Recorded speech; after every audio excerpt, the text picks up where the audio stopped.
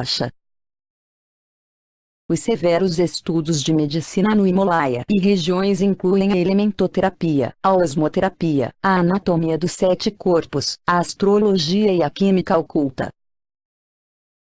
Todo médico lama é clarividente e realmente não se pode ser médico sem se ser clarividente. Atentem bem a isso, senhores da medicina oficial. O diagnóstico por percussão e auscultação e o modo de caminhar e mover-se de um cego são análogos. Usar o tato para se orientar em um diagnóstico é totalmente inseguro e pueril. Os médicos arhuacos e os lamas não precisam destes antiquados métodos de diagnóstico da medicina oficial, próprios para cegos.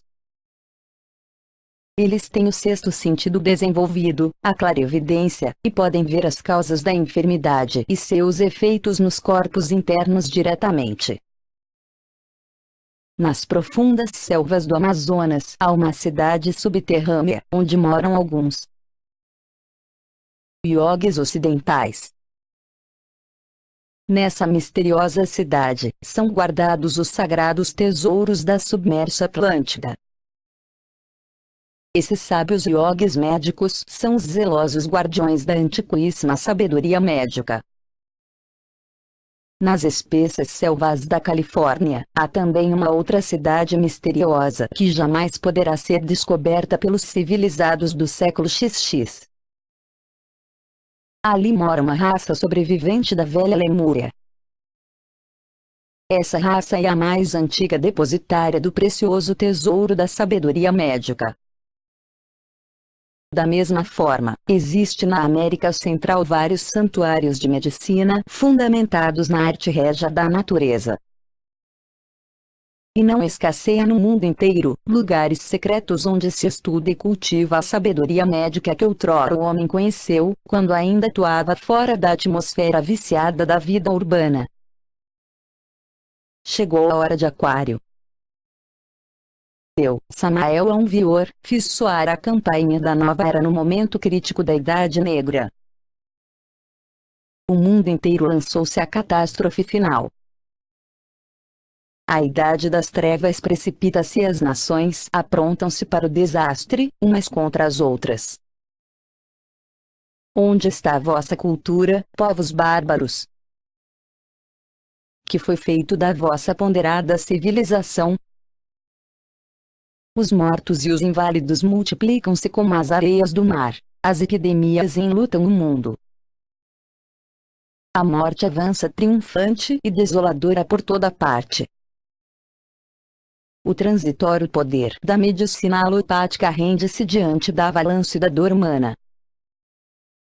Chegou a hora de voltar à natureza, de se retirar para os campos, de se aprender os ensinamentos dados neste livro.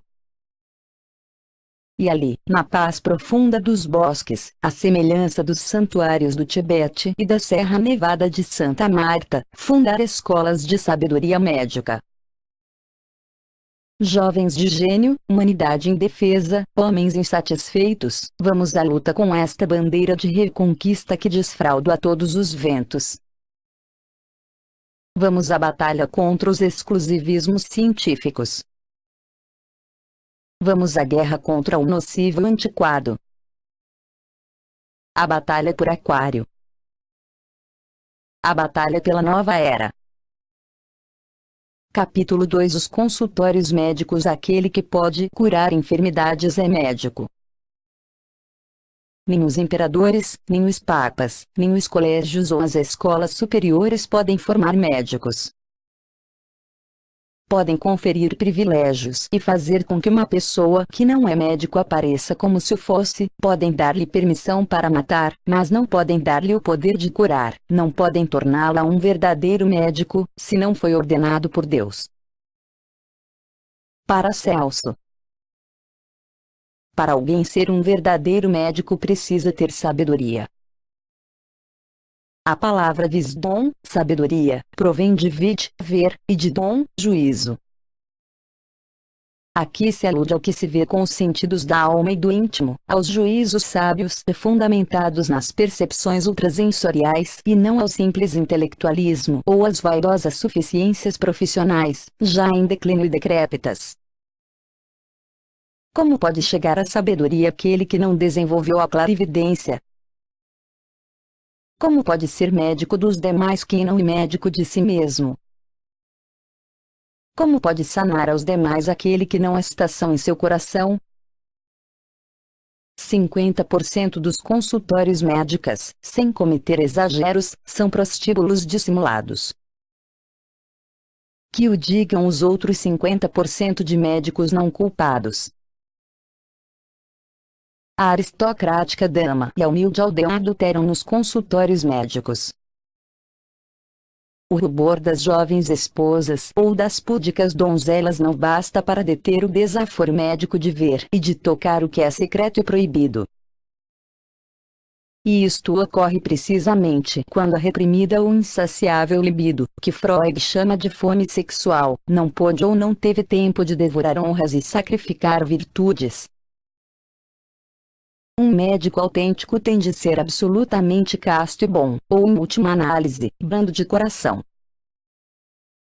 Operar assim, contra as leis morais, é sabedoria. Será isso cultura?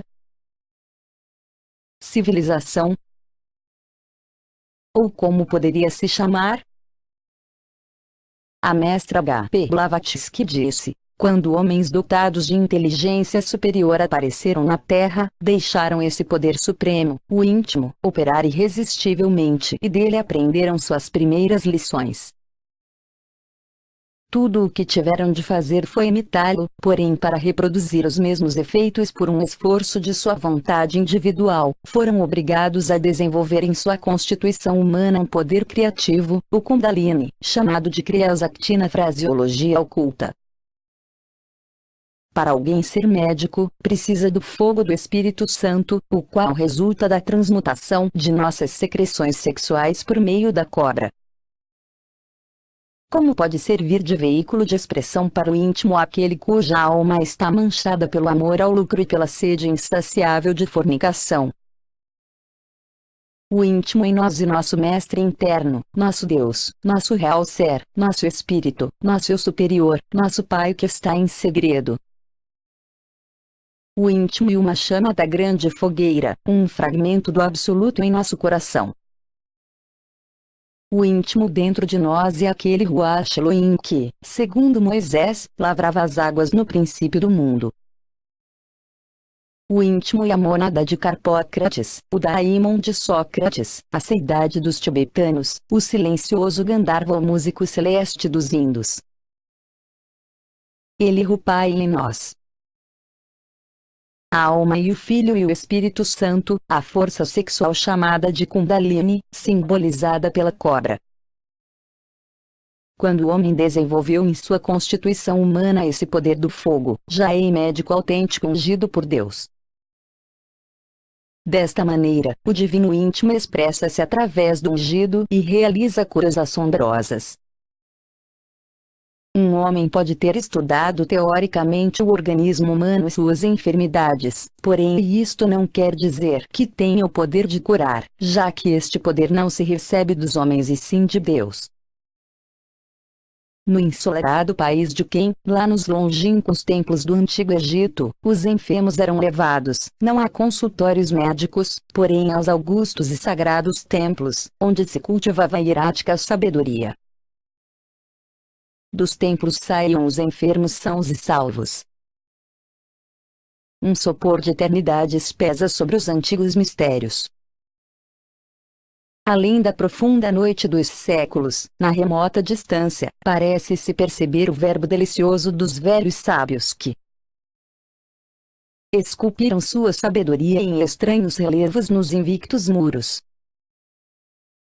Ruas de esfinges milenares contemplaram silenciosas milhares de peregrinos vindos de terras distantes em busca de saúde e luz, rostos queimados pelo ardente sol da Arábia feliz, gente vinda da Caldeia, mercadores judeus vindos de Cíclope ou de Tiro, velhos iogues da sagrada terra dos Vedas.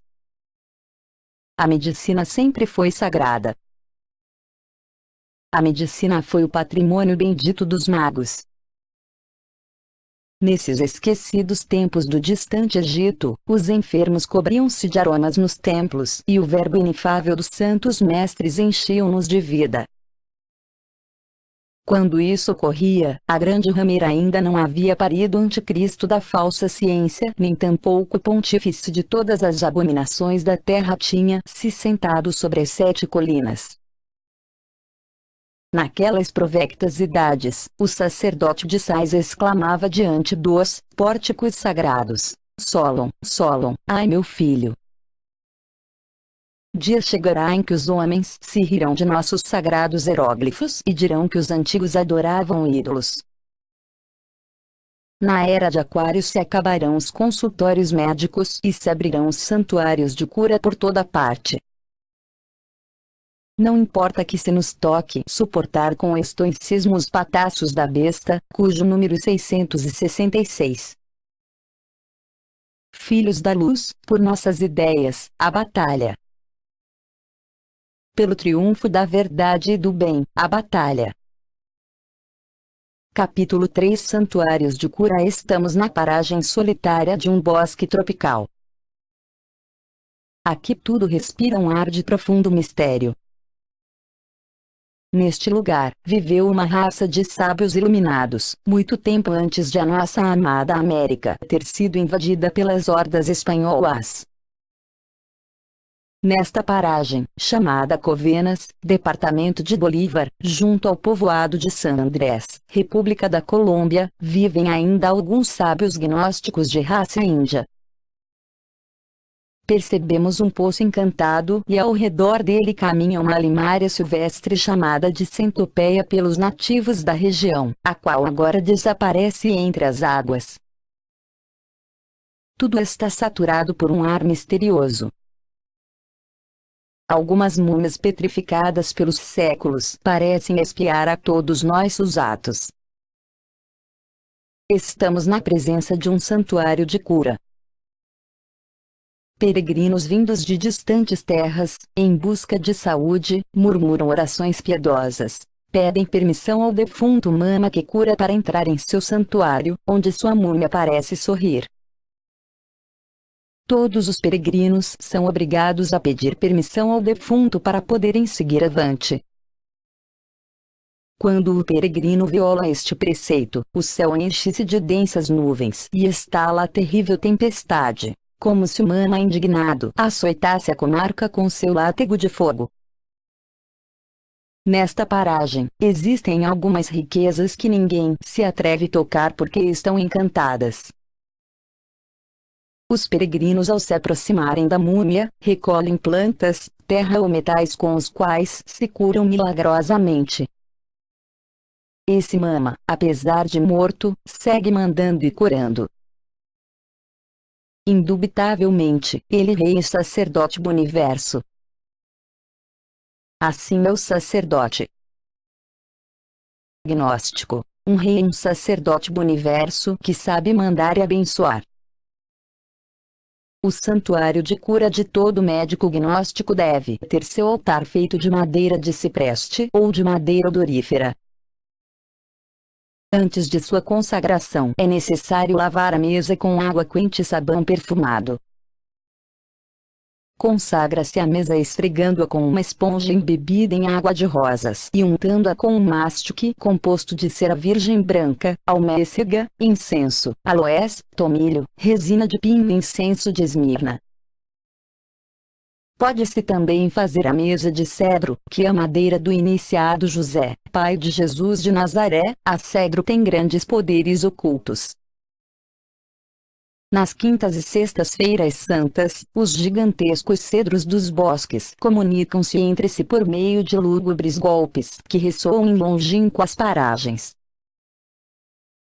Sobre a mesa do santuário de cura deve haver sempre um mantel e sobre este, uma coberta dobrada com pinturas que representem tramas da paixão do Senhor.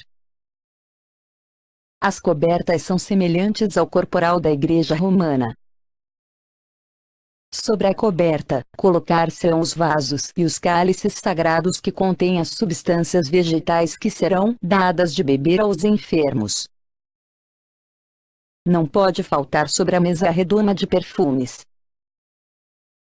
Um copo metálico, cilíndrico e prismático, que tem base ou pedi taça e sobre a tampa uma torrezinha ou bandeirinha metálica feita de estanho ou cobre, que são os metais de Júpiter e Vênus.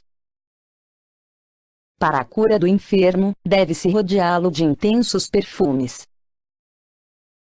O incenso é o principal veículo para as ondas curativas da mente do mago médico, em combinação com os elementais vegetais. Ao incenso pode-se adicionar algumas plantas aromáticas, flores de Chipre, açafrão, nardo, âmbar, cálamo, aloés e o pó de especiarias. O médico gnóstico jamais fará uso de perfumes ou de substâncias odoríferas que contenham substâncias minerais, porque isso ia executar magia negra. Se abençoará os perfumes com a seguinte oração: Louvado sejas, Senhor nosso Deus, Rei do mundo, que criaste todas as espécies de aromas. A medicina lamaica divide as substâncias odoríferas em 5 grupos: repugnantes, penetrantes, picantes, aromáticas e rançosas ou mofadas. Com o utensílio para os perfumes, se medicará os enfermos que exijam perfumes curativos. Jamais deverá faltar as velas perfumadas sobre o altar do médico gnóstico, pois o fogo das velas atua sobre o subconsciente do enfermo de forma eficaz. No Tibete, o filósofo Mahayana escreveu um livro só sobre a preparação de velas perfumadas. Depois de toda a operação curativa, o médico gnóstico apaga uma vela dentro de uma taça de vinho em ação de graças aos deuses do fogo. Em todo o santuário de cura deve haver 12 bolas de pano com ervas aromáticas suspensas do teto. Cada bola conterá as ervas correspondentes a um signo zodiacal. As 12 bolas conterão as ervas dos 12 signos zodiacais. O enfermo, ao inalar o perfume curativo de seu signo zodiacal, sentirá que começa a melhorar. O folclorista Garay, em suas Tradições e Cantos do Panamá, descreve como os xamãs envolvem os enfermos em perfumes e cantam mantras enquanto os estão medicando. Os santuários de cura devem ter um piso de ladrilhos brancos e negros e o médico gnóstico usar em seu sanctum túnica de cor. Maus pensamentos jamais profanarão esse santuário em cujo frontispício haverá esta inscrição: Tu que entras, deixa para trás os teus maus pensamentos. Capítulo 4 Sistemas de diagnóstico. Atualmente, existem inumeráveis sistemas de diagnóstico que no fundo não são mais do que simples guias de cegos a guiarem os fanáticos cegos das diferentes escolas médicas através dos complexos e tortuosos caminhos da sintomatologia orgânica. 90% das pessoas morrem ignorando-se de que enfermidade. Há muitos que dizem que o homem é um microcosmos, porém poucos compreendem o que isto significa. Assim como o universo e um organismo com todas as suas constelações, o homem é um mundo por si só. Como o firmamento visível, espaço, não é governado por criatura alguma, assim também o firmamento que está no homem, sua mente, não está sujeito a nenhuma outra criatura.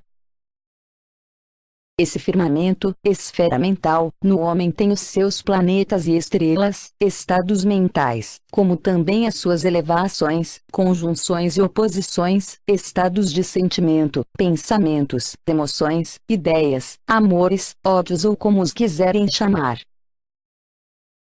Como todos os corpos celestiais do espaço estão unidos uns com os outros por elos invisíveis, assim também os órgãos do homem não são inteiramente independentes uns dos outros, mas que se subordinam entre si até certo grau.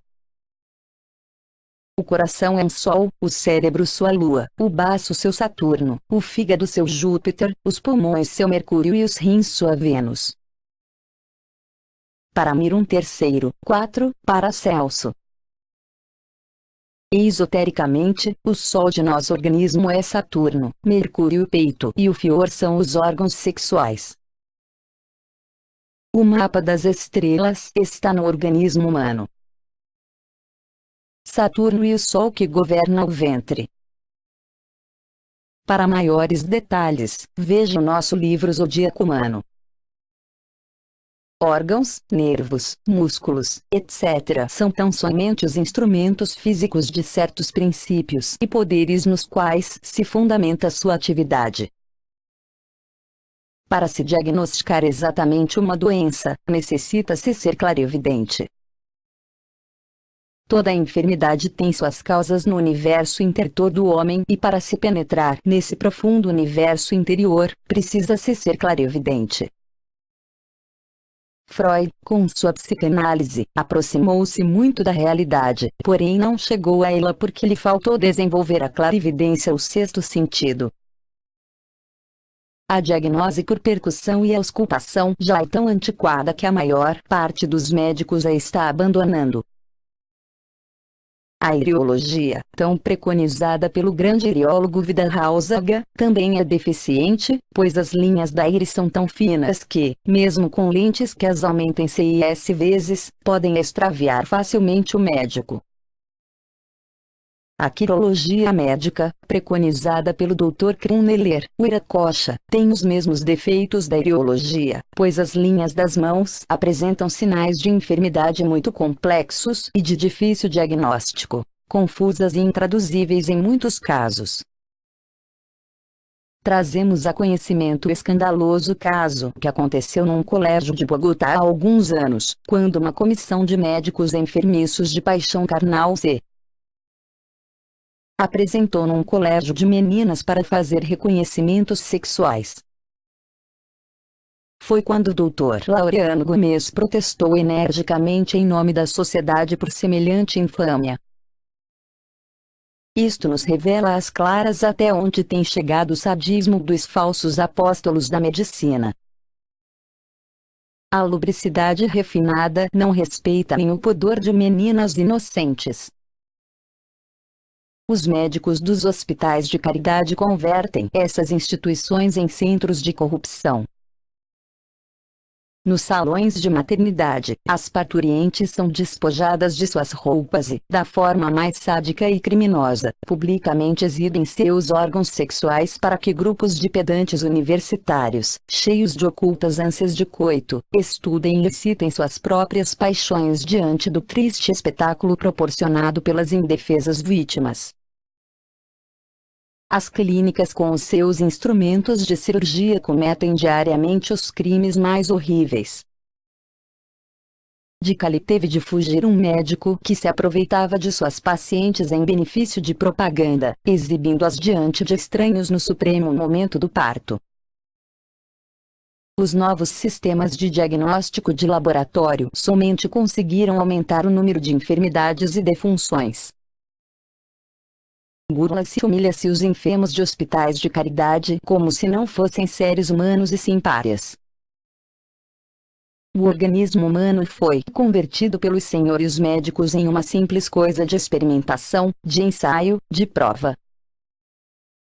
Esta falta de respeito pelo corpo de nossos semelhantes tem suas raízes no desconhecimento dos veículos internos. Desde que nascem, separa-se os pequeninos de suas mães sob o pretexto de exigências higiênicas. Os médicos ignoram que o menino necessita da aura vital da mãe para o desenvolvimento da biologia orgânica de seu corpo em formação. Ignoram os cientistas que o menino, longe da irradiação do corpo vital de sua mãe, enferma e corre o perigo de morrer. É pedantismo querer corrigir a natureza. É estultice imperdoável. Se observarmos a criação inteira, veremos toda mãe dormir com sua criatura. A galinha abre suas asas e abriga os pintinhos durante a noite. Todos os animais dão a seus filhos calor e proteção. Somente os desorbitados cientistas querem corrigir a obra de Deus. A placenta da mãe, que deve ser sepultada em lugar quente para evitar consequências, e lançada nos mulandares. Os doutores ignoram a íntima relação bioeletromagnética que existe entre a placenta e o organismo da enferma. Uma placenta lançada ao muladar ou na água é a causa de múltiplas e futuras enfermidades da matriz e de outros órgãos. Quando essas pobres mães se apresentam nos consultórios pedindo saúde e medicamentos, os médicos, com seus falsos diagnósticos, receitam inúmeros remédios que, em lugar de saná-las, mais as enfermam.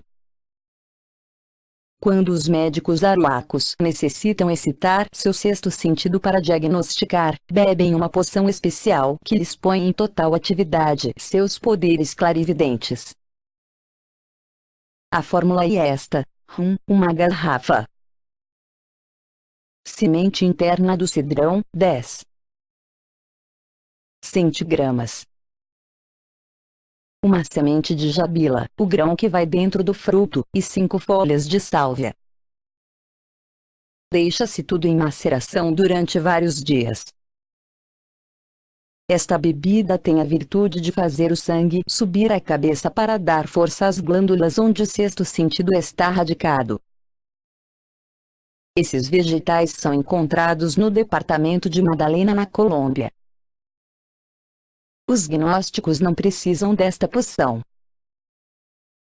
Nos sistemas de diagnóstico da sabedoria médica, o mago usa um aparato chamado um endoscópio para observar clarividentemente o organismo.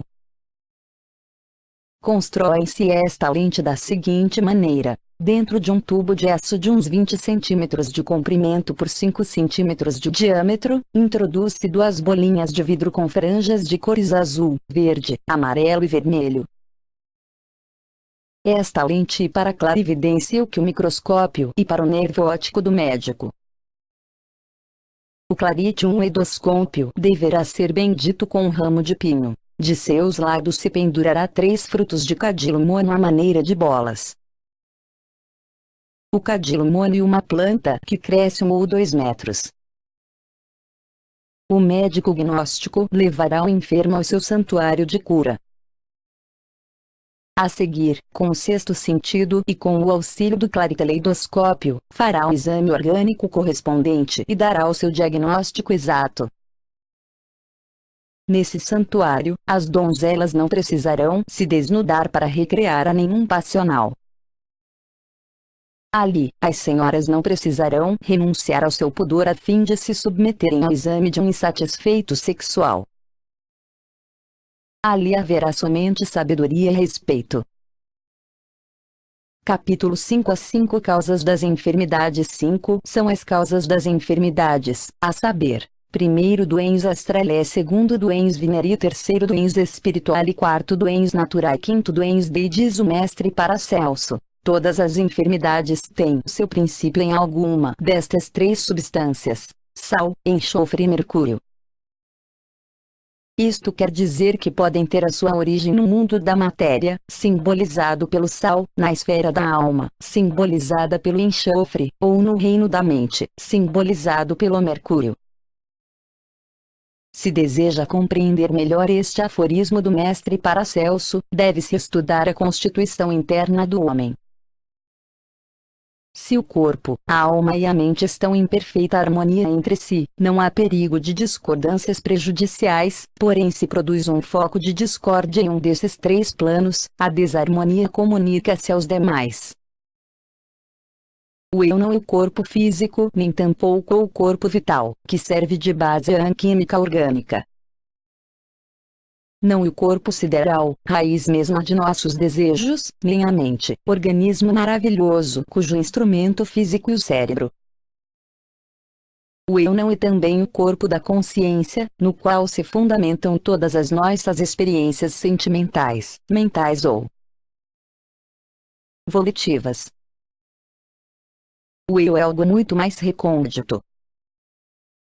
O que o eu muito poucos seres humanos o compreenderam. Eu não sou a luz nem as trevas. Eu estou além do bem e do mal. Eu sou o Glorian. Eu sou íntimo. O Glorian é o raio que ao tocar sua campanada vem ao mundo físico. O Glorian e a lei é a raiz incógnita do homem. O Glorian e o do eu. O Glorian e a lei dentro de nós. Quando o homem obedece à lei, não pode adoecer.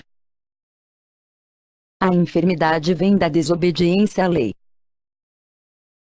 Quando os 7 corpos, como se fossem 7 eus, querem atuar separadamente, o resultado é a enfermidade. Os corpos físico e vital devem obedecer à alma, a alma deve obedecer ao íntimo e o íntimo deve obedecer ao Glorian. O corpo, alma e espírito devem se converter em um universo puríssimo e perfeito através do qual possa se expressar a majestade do Glorian. Vejamos um exemplo concreto e simples. Se atiramos pedras na água, naturalmente se produzirão ondas. Essas ondas são a reação da água contra as pedras. Se alguém nos lança uma palavra ofensiva, sentimos ira. Essa ira é a reação contra a palavra ofensiva e a consequência pode ser uma indigestão, uma dor de cabeça ou uma perda de energia, simplesmente causa de alguma enfermidade futura. Se alguém frustra um plano que projetamos, nos enchemos de profunda preocupação. Essa preocupação é a reação do nosso corpo mental contra a incitação externa. Ninguém duvida que uma forte preocupação traz enfermidades à cabeça. Devemos dirigir as emoções com o pensamento com a vontade e a vontade com a consciência. Devemos abrir a nossa consciência como se abre um templo para que em seu altar oficie o sacerdote, o íntimo, na presença de Deus, o Glorian. Temos de dominar nossos 7 veículos e cultivar a serenidade para que através de nos possa expressar-se a sublime e inefável majestade do Glorian. Quando todos os atos da nossa vida cotidiana, até os mais insignificantes, sejam a expressão viva do Glorian em nós, já não voltaremos a enfermar.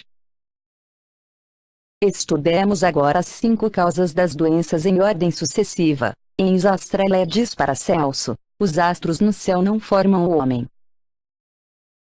O homem procede de 2 princípios, o ens seminis, esperma masculino, e o ens virtutis, o íntimo. Tem, portanto, 2 naturezas, corpórea e espiritual, e cada uma delas requer a sua digestão, matriz e nutrição. Assim como o útero da mãe é o mundo que rodeia o menino e do qual o feto recebe a sua nutrição, a natureza é o útero do qual o corpo terrestre do homem recebe as influências que atuam em seu organismo. O ens astrale é algo que não vemos mas que contém a nós e é tudo o que vive e tem sensação. É o que o ar contém e do que vivem todos os elementos e o simbolizamos com um M, Mysterium. Paramirum. Livro 1. O grande Teofastro aqui nos fala claramente da luz astral dos cabalistas, do azóio e da magnésia dos antigos alquimistas, do dragão voador de Medeia, do Enri dos cristãos e do tarô dos boêmios. Já chegou a hora de a biocenose estudar a fundo o grande agente universal da vida, a luz astral e o seu solvicoágula, representados no bode de Mendes. A luz astral é a base de todas as enfermidades e a fonte de toda a vida. Toda enfermidade, toda epidemia, tem suas larvas astrais que ao se coagularem no organismo humano produzem a enfermidade. No templo de Alden, os mestres sentam seus enfermos em uma poltrona sob luz amarela, azul e vermelha. Estas 3 cores primárias servem para tornar visíveis no corpo astral as larvas da enfermidade. Depois que os mestres extraem essas larvas do corpo astral do paciente, tratam seu organismo com diversos medicamentos. são o corpo astral, o corpo físico sanará matematicamente, já que antes de enfermarem os átomos físicos de um órgão, enfermaram os átomos internos do mesmo órgão. Curada a causa, cura-se o efeito. Toda pessoa enferma pode escrever uma carta ao templo de Alden e receber ajuda dos médicos gnósticos. A carta deve ser escrita a punho pelo próprio interessado e queimada a seguir por ele mesmo, depois de havê-la perfumado com incenso, tudo feito numa só ocasião. A carta astral ou alma da carta queimada irá ao templo de Alden. Os mestres de sabedoria lerão a carta e assistirão ao enfermo. Devemos ter nossas casas asseadas, tanto no físico como no astral. Os depósitos de lixo estão sempre cheios de larvas infecciosas. As substâncias odoríferas que queimam as larvas ou as expulsam para fora de casa. O frailejão é uma planta que os índios aruacos utilizam para desinfetar suas casas. Pode-se fazer a desinfecção também com beladona, cânfora e açafrão. Evitemos o trato com pessoas malvadas, já que essas pessoas são centros de infecção astral. Minerva, a deusa da sabedoria, esteriliza os micróbios do aposento do enfermo com um certo elemento alquímico que irradia mediante sistema especial. Isto os impede de se reproduzirem. Minerva tem também uma lente côncava que aplica ao órgão do enfermo, estabelecendo assim um foco perene de magnetismo que produz a cura. Em Svenerice, uma mulher deixa seu marido, não se acha livre dele nem ele dela, pois uma união marital, uma vez estabelecida, permanece para toda a eternidade. De Homúnculis, Paracelso. Realmente, a personalidade humana está contida no sêmen, pois o sêmen e o astral líquido do homem e toda a união sexual torna-se por este motivo indissolúvel. O homem que tem contato sexual com uma mulher casada fica, por este motivo, vinculado à parte kármica do marido e fluidicamente os dois maridos da mulher ficam ligados pelo sexo. Quando o sêmen cai fora da matriz, forma-se com seus sais em corrupção certos parasitas, os quais se aderem ao corpo astral de quem os gerou, absorvendo dessa maneira a vida de seu progenitor. Os homens que se masturbam geram súcubos e as mulheres masturbadoras geram incubos. Essas larvas incitam seus progenitores a repetir incessantemente o ato que lhes deu vida. Têm a mesma cor do ar e por isso não são visíveis à visão comum. Remédio eficaz para se livrar delas e carregar flor de enxofre nos sapatos. As emanações etéricas do enxofre as desintegram.